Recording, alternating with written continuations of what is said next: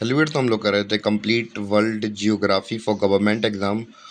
तो आज का जो हमारा टॉपिक होने वाला है वो है एटमॉस्फेयर। एटमॉस्फेयर को हम लोग डिटेल से समझने वाले हैं अपने इस चैप्टर के अंदर। तो स्टार्ट करते हैं अपना चैप्टर बिना किसी देरी के। तो भैया हम लोग अब समझते हैं अपने एटमॉस्फेयर को। तो भैया एटमॉस्फेयर को समझते हैं। तो सबसे पहले हम लोग ये हमारी मान चलिए कि धरती वैसे तो मैं कहूँ कि गोल नहीं होती है, स्फेयर नहीं होती, जियोइड होती है। और पर हम लोगों ने यहाँ पे गोल बना दी। तो भैया जी हमारा जो लैंड यानी कि पत्थर पत्थर वाला एरिया है, तो ये लैंड एरिया है। तो भैया गोल गोल जो आपको दिख रहा है, तो इसके हम लोग बात करें जो हमारी पृथ्वी की जहाँ पे ये पेड़ उगा हुआ है, तो इसके पास हम लोग बात करें एक मोटी सी लेयर होती है। क्या होती है? मोटी सी लेयर होती है। किन किन चीज़ों की लेयर होती है? सबसे पहले बात करें गैसेस, यानी कि बहुत सारी हवाएं होती हैं। जैसे कि हम लोग बात करें गैसेस मतलब ऑक्सीजन हुई, हाइड्रोजन हुई, अलग अलग प्रकार की जैसे गैसेस होती हैं। जैसे कि हम लोग सांस ले रहे हैं तो इसमें बहुत सारी गैसेस होती हैं। क्या होती हैं? गैसेस। ठीक है, इतना क्लियर हो गया। दूसरी चीज़, दूसरा क्या होते हैं? डस्ट पार्टिकल्स होते हैं। क्या होते हैं? Dust particles. यानी कि अगर आप लोग अभी एक कमरे के अंदर बैठे हुए हैं तो सबसे पहले लाइट बंद करना आप लोग, और फिर टॉर्च लेना, टॉर्च जला के आप एक बीम ऑफ लाइट छोड़ना।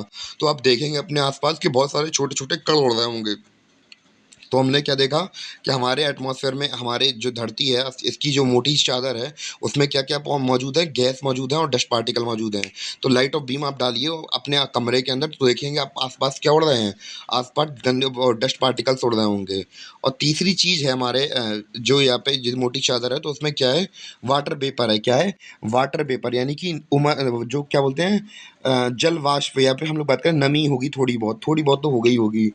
और बस ये 3 चीज़ें प्रेज़ेंट रहती हैं। तो भैया अब ये जब 3 चीज़ें रहती हैं, तो भैया इन्हीं का मिक्सचर, इन सब चीज़ों का, यानी कि गैस का, डस्ट पार्टिकल्स का और वाटर वेपर के मिक्सचर को हम लोग क्या कह देते हैं? एटमॉस्फेयर कह देते हैं। और ये धरती की सरफेस के एक 10,000 किलोमीटर तक रहते हैं। यानी कि 10,000, हमारी धरती से लेकर 10,000 किलोमीटर तक की ऊँचाई पर रहते हैं ये। इतना क्लियर हुआ या नहीं हुआ? आई थिंक इतना तो हो ही गया होगा। तो भैया जैसा कि मैंने आपको एक्सप्लेन किया, तो भैया पहला पॉइंट तुम्हारा वही लिखा है कि वायुमंडल क्या है? डिफरेंट गैसेस, वाटर वेपर और डस्ट का मिक्सचर है, जिसमें हम लोग बात करें जिसने पृथ्वी को चारों तरफ से घेरा हुआ है। तो क्या किया है? घेरा हुआ है। कैसे किया है? घेरा हुआ है। इतना क्लियर हुआ? तो भैया हमने अभी हाल बताया था कि भैया जो हमारे गैसेस, डस्ट पार्टिकल और वाटर वेपर हैं, इनका मिक्सर हमारे पूरे एटमॉस्फेयर में बिधा हुआ है। मतलब ये इन्हीं चीज़ों का मिक्सचर ही हमारा एटमॉस्फेयर कहलाता है। तो भैया इतना क्लियर हुआ, पहला पॉइंट क्लियर हुआ। तो भैया बताइए आप लोग।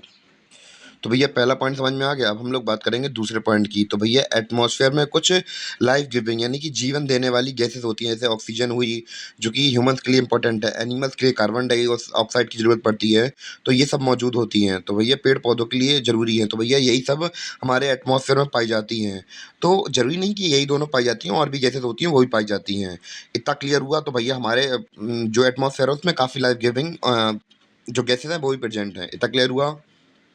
और भैया हमारा अब तीसरा पॉइंट क्या है? तीसरा पॉइंट हमसे ये कह रहा है कि वायुमंडल का टोटल मास का 99% कंटेंट पृथ्वी की सरफेस से 32 किलोमीटर की हाइट तक पाया जाता है। यानी कि कहने का मतलब ये है कि जो हमारा, हमें पता है कि 10,000 किलोमीटर तक एक्सटेंडेड है हमारा पूरा एटमॉस्फेयर। पर हम लोग बात करें इसमें जो मेन मेन मटेरियल होता है, जैसे कि हमने बात की थी गैसेज हुई, डस्ट पार्टिकल हुई, या फिर वाटर वेपर हुए, इन तीनों का मिक्सचर जो 99% किसका मिक्सचर? गैसेस का, डस्ट पार्टिकल का और वाटर वेपर का कितने किलोमीटर तक में फैला हुआ है?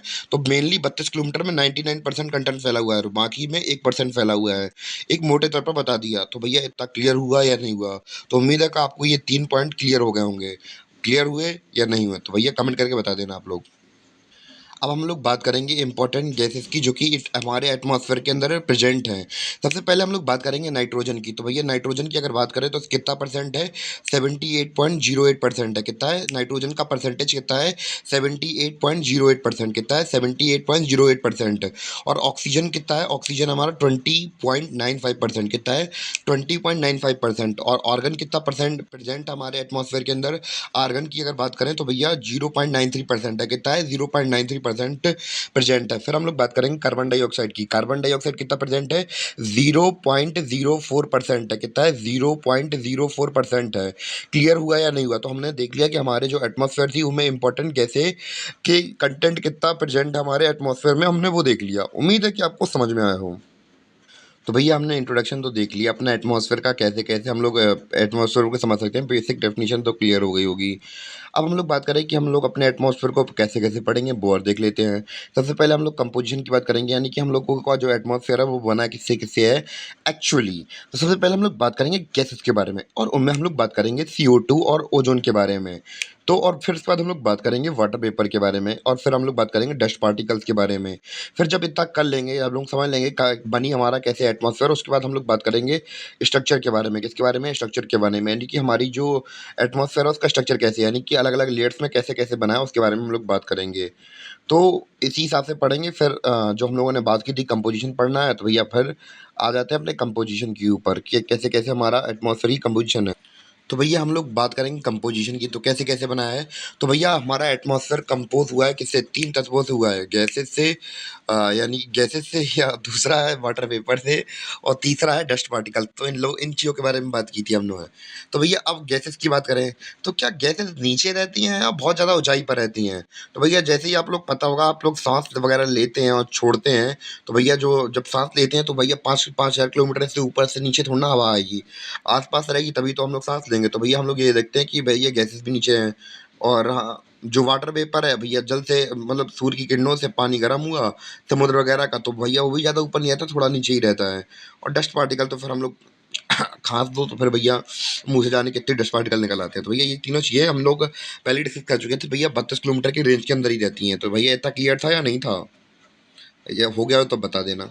तो भैया पहला पॉइंट तो समझ में आ गया होगा। अब दूसरे पॉइंट की बात करते हैं, तो जो गैसों का कंटेंट या फिर अमाउंट होता है, वो हाइट के साथ चेंज होता रहता है। क्योंकि भैया हम लोग साँस ले रहे हैं या पेड़ साँस ले रहे हैं, पेड़ जब ऑक्सीजन छोड़ते हैं, तो भैया वो एक लिमिटेड अमाउंट तक ही तो सीमित रहेंगे। अगर ज़्यादा ऊपर चले जाएँगे, तो भैया आपके पास ऑक्सीजन बचेगा ही नहीं, क्योंकि भैया ऊपर थोड़ी ना पेड़ लगे हैं। पेड़ नीचे लगे हैं, तो भैया नीचे ऑक्सीजन रहेगी, ऊपर कहाँ से पहुँच जाएगी? तो इसलिए भैया एक मिनिमम अमाउंट के बाद जाने के बाद, आप लोगों ने सुना होगा कि जब पहाड़ों पे आदमी चला जाता है, बहुत हिमालयाज़ वगैरह पे जाना पड़ता है, तो भैया ऑक्सीजन सिलेंडर लेके जाना पड़ता है। क्यों? अब भैया आसमान में पेड़ कौन लगाने गया वहाँ पे? तो भैया इसलिए वहाँ पे ऑक्सीजन सिलेंडर की ज़रूरत पड़ती है, क्योंकि वहाँ पे ऑक्सीजन की जो अमाउंट है, वो हाइट के साथ कम हो जाता है। इतना क्लियर हुआ या नहीं हुआ आपको? और दूसरा हमारा जो CO2 या फिर वाटर वेपर है, तो भैया ये भी 90 किलोमीटर की हाइट तक ही रहते हैं, उसके बाद ख़त्म हो जाते हैं। तो क्लियर हुआ? हमने क्या देखा कि गैसों का कंटेंट जो अमाउंट है, वो हाइट के अकॉर्डिंग ही चेंज होता रहता है, और जो ऑक्सीजन थी हमारी 120 किलोमीटर के बाद ख़त्म हो जाती है, और CO2 और वाटर वेपर की बात करें, तो ये 90 किलोमीटर के बाद ख़त्म हो जाती हैं। इतना क्लियर है या नहीं है क्लियर आपको? तो अगर गैसेस की बात करें, तो भैया इसके बाद कंपोजिशन के बाद हम लोग क्या पढ़ेंगे? गैसेस पढ़ेंगे, और गैसेस में हम लोग दो गैसेस पढ़ने वाले हैं अभी। तो भैया वो है हमारी CO2 कार्बन डाइऑक्साइड, दूसरी है ओजोन लेयर। और उसके बाद सबसे पहले हम लोग आज की वीडियो में तो हम लोग कार्बन डाइऑक्साइड कर लेंगे, ओजोन हम अगले वीडियो या फिर लेक्चर में हम लोग समझेंगे।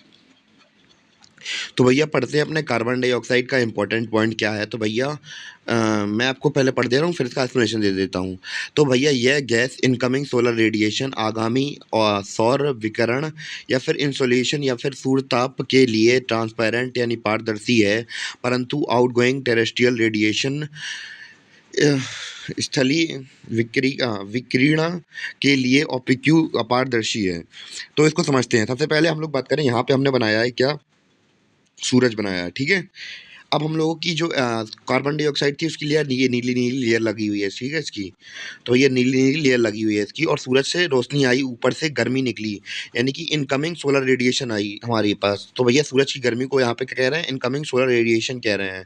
तो भैया धरती के ऊपर आई है, ठीक है। अब धरती के ऊपर इनकमिंग तो हो गई इसकी, ये तो इसको आराम से आने देता है, CO2 इसको आराम से आने देगा, यानी कार्बन डाइऑक्साइड इसको आराम से धरती के अंदर आने देगी, कोई दिक्कत नहीं होगी। भैया जब धरती पे आ जाएगी, तो भैया ज़मीन क्या हो जाएगी? हमारी गर्म हो जाएगी बहुत कस के। अब ज़मीन गर्म होगी, तो भैया अब ये भी तो हीट छोड़ेगी। अब ये जब जब ज़मीन हीट छोड़ रही है, अपनी ऊपर की तरफ छोड़ रही है, तो ये उसको निकलने नहीं देगा। तो जब निकलने नहीं देगा, तो भैया हीट ट्रैप हो जाएगी इसके अंदर, और हीट ट्रैप होगी तो भैया आपको पता है कि भैया ये जब हीट है, तो भैया पूरे जो हमारा एटमॉस्फेयर है उसके अंदर विकिरण यानी कि इक्वल इक्वल डिस्ट्रीब्यूशन में फैल जाएगी आस-पास में।